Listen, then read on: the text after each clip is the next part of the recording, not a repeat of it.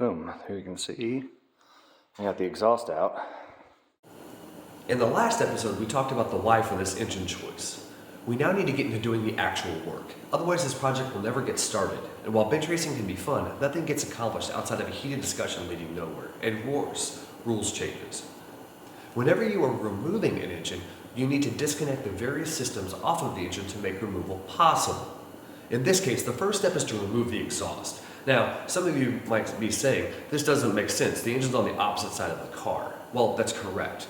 But in this case, we need to remove the exhaust off of the car to give us access to the transmission, transaxle, differential, torque tube, rear subframe, rear suspension, etc. And by removing the exhaust first will allow us the opportunity to get access to all of that stuff. I could go ahead and remove some of the other components towards the front of the car, but I still would not be able to get anything serious accomplished until I go to the back of the car and remove the exhaust to get all of those other components off. Now, with that said, let's go ahead and get to work. What do you say? So now that we've actually talked about why we're starting with the exhaust instead of anywhere else on the vehicle, we're actually going to get to work, pulling the wheels and tires off, getting some of the rear suspension components loose, just so I have easier access to everything. Along with this, we've got to take and break loose all of the nuts and bolts and clamps that hold the exhaust into the vehicle itself. This process can be pretty daunting and actually difficult because exhaust has a lot of surface area that clamps on and creates a lot of corrosion. With this, again, lubrication, use big tools, pry bars, lube up some more. All of that fun stuff will make your job doing this a lot easier in the process of everything. You'll also notice that as I'm doing this, I am not afraid to pry, twist, and rotate things. That's just the nature of the beast with exhaust. It takes a lot of force and effort, and I just don't want anybody to get discouraged from it. So I wanted you to see what I'm actually dealing with while I'm working at it. So let's see me pull off the rear muffler here first.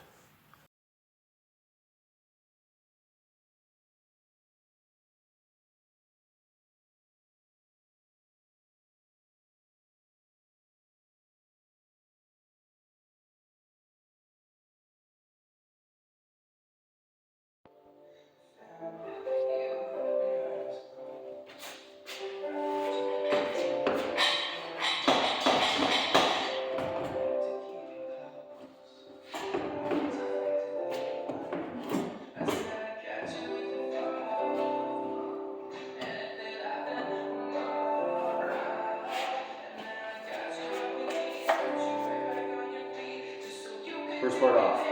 This thing's heavy.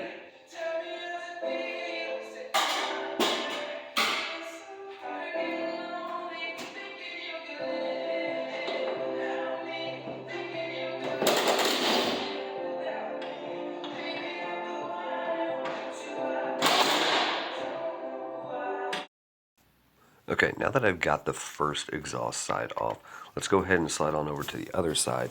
And while we're doing this, you'll notice, again, same thing, getting the exhaust hangers loose, and then just rotating, twisting, pulling, maneuvering whichever way that I possibly can, just so I can make it a little bit easier to get this stuff out with taking the least amount of stuff apart.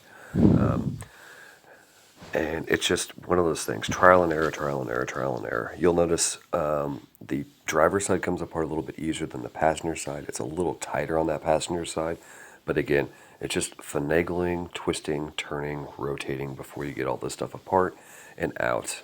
And just keep digging away at it. You can usually find a way. I'm fighting heat shields in the rear axle on this side, so it's a little bit more complicated.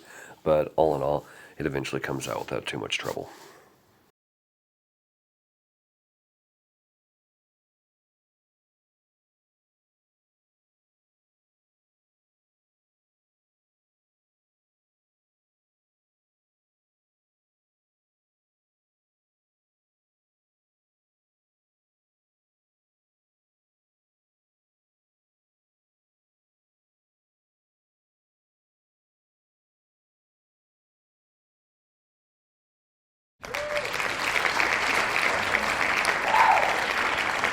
Alright, so, boom, here you can see I got the exhaust out.